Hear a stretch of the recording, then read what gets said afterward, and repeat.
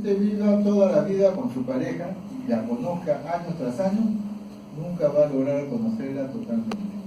Siempre va a haber una parte de la vida de su pareja, de su amigo entrañable, que usted no lo va a conocer. Y vean todo lo que tienen ustedes que saber para conocer a una persona. Su nivel de inteligencia, cuáles son sus satisfacciones, qué virtudes o habilidades especiales tiene, cómo usa el tiempo, cuál es su estado de ánimo habitual, cuáles son sus rasgos dominantes, cómo establece relaciones con las otras personas, cuáles son sus objetivos y aspiraciones en el futuro, cuáles son sus ideales. Igual, en la historia familiar hay que hablar detalladamente y principalmente de aquellos que viven en el entorno más cercano al paciente. Si el paciente vive con un tío, un primo, una abuela o alguien, o un extraño, es importante también incluirlo dentro de lo que se llama el entorno familiar. E inclusive establecer si hay un árbol genealógico y si hay patología también heredada por parte de la familia. Se debe hacer la historia de cada miembro familiar que sea significativo para el paciente y la situación social, cultural y económica de la familia y la estructura, incluyendo las relaciones, ¿no?, genéticas que presentan, valores, ¿no?, del grupo familiar. Ahora, esto es en cuanto a una entrevista estándar, pero a veces tenemos también problemas porque nos vamos a encontrar con pacientes que son difíciles para entrevistar, pues tienen trastornos que son difíciles para ser entrevistados. Entonces usted tiene que idear la forma de cómo llegar a conseguir información al paciente. Entonces se hacen determinadas preguntas, como ¿qué pasa con quienes no entienden que usted quiere ayudarlos? Y si usted busca en conflictos o síntomas, puede tropezar con cierta timidez del paciente o hostilidad también para que usted trate de ingresar a conocer parte de su vida. Entonces, una de las cosas que uno tiene que tener es mucha paciencia para ajustarse en la entrevista a la conducta del paciente que presenta. De lo que es la anamnesis o la historia clínica de la parte inicial, pasamos a lo que es el examen mental. Y vamos a expresarle más o menos un modelo de examen mental que nosotros manejamos, ¿no?, para evaluar los aspectos alimentarios. Y entonces, en la evaluación del examen mental tenemos varias áreas.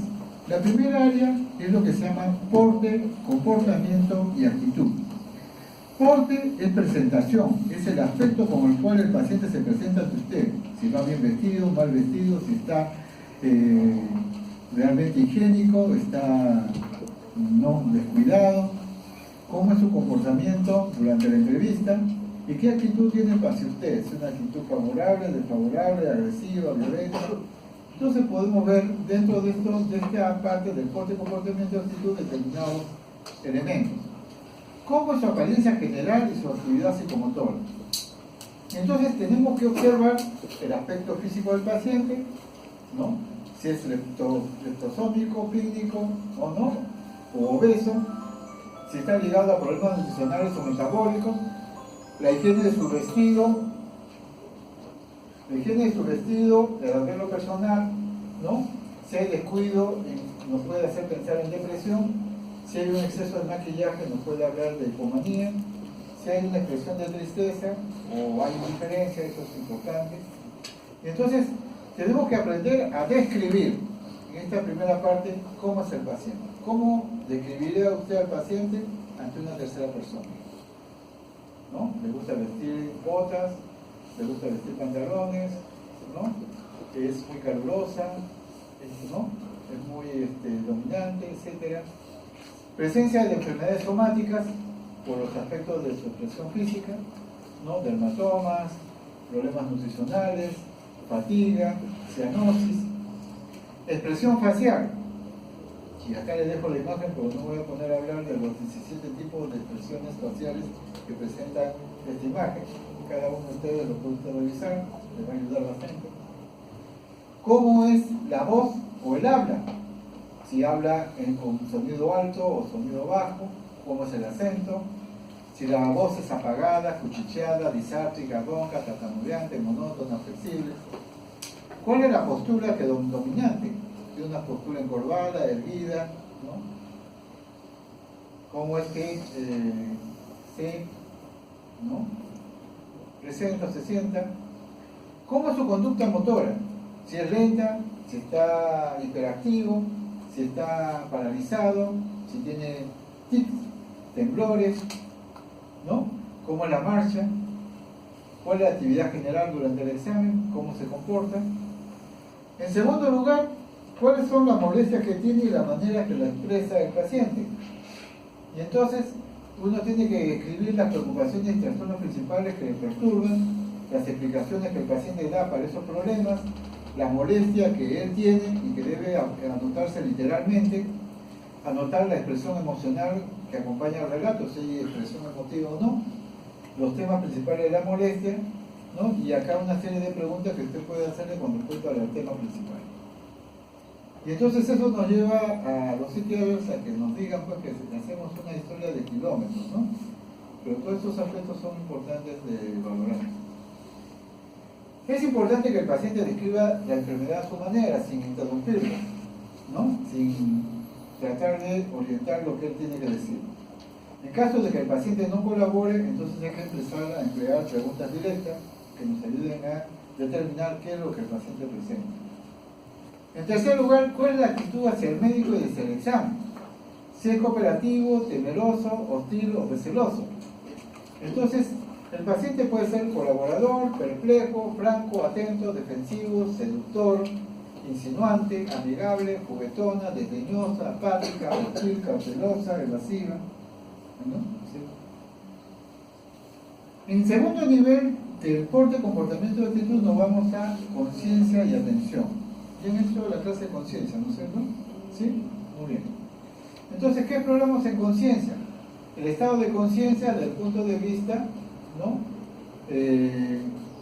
Cualitativo o cuantitativo. En atención, si hay aumento de atención, atención, baja atención o distraibilidad. En la conciencia del yo, si hay alteraciones, ¿no? En cuanto a la capacidad de ser coherente y consciente de la realidad y el tiempo en el cual está. En la orientación, establecer si está orientado en tiempo, lugar y persona. Un paciente con delirio le puede estar orientado en tiempo, espacio y persona, pero le da un tiempo, un espacio y una persona que es delusional. Usted le puede decir, ¿qué día estamos hoy?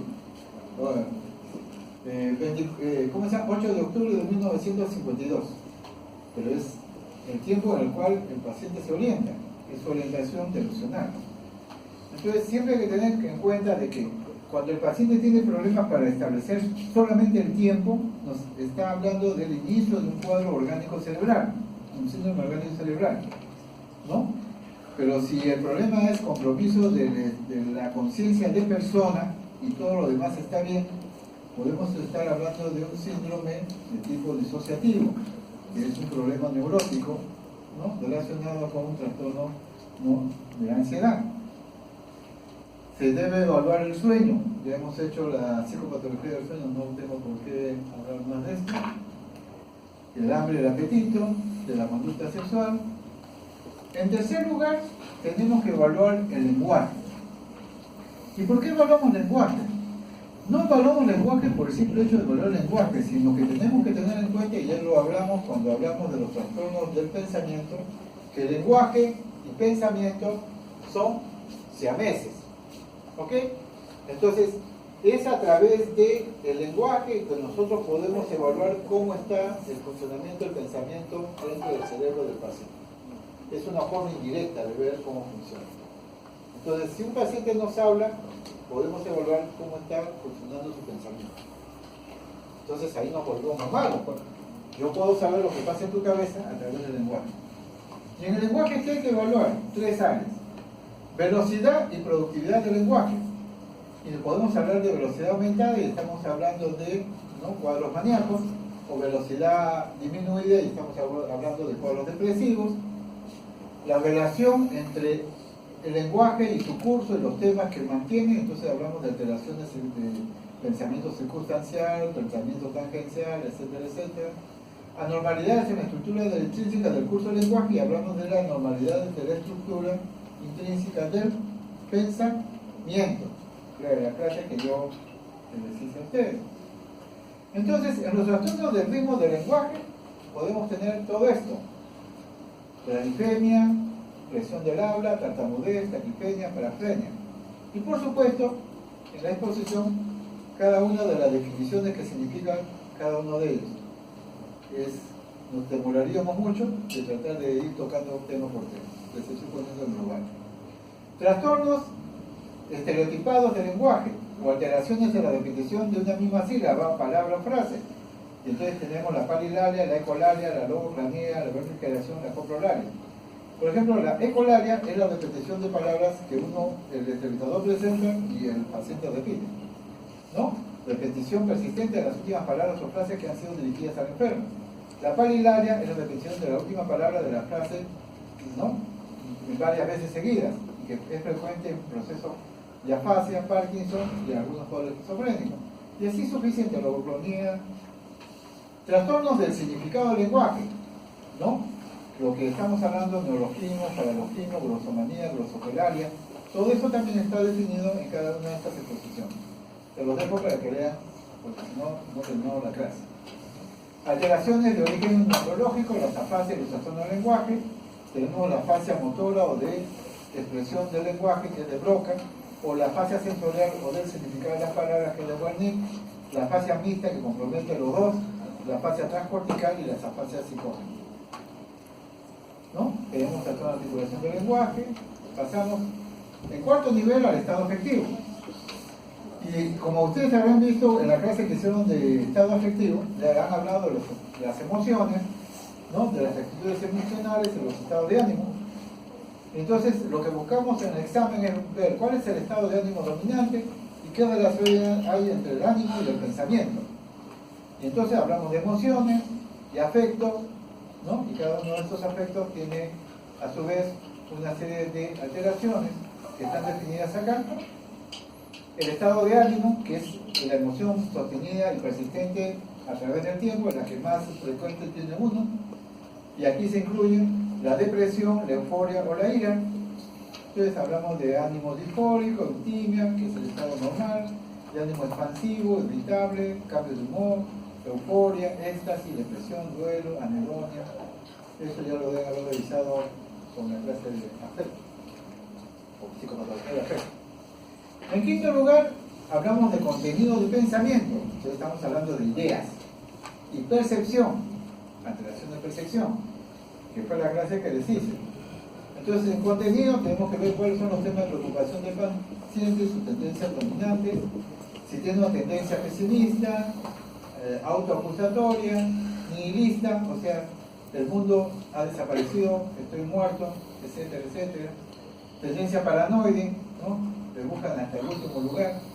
Tendencia o disociación esquizofrénica, tendencia expansiva, tendencia hipocondríaca, aquellos que creen que están enfermos, tendencia obsesivo-compulsiva, cuando hay pensamientos que lo dominan y que lo llevan a rituales de conductas repetitivas, tendencias fóbicas, tendencias histéricas, tendencias neurasténicas, como es esa clase de eso cansa, tendencias de despersonalización y las experiencias de alteraciones pseudoperceptivas o las famosas, ¿no?, alucinaciones, que son alteraciones de los diversos niveles o áreas de los sentidos o órganos, que también nos tocó ya en clase también.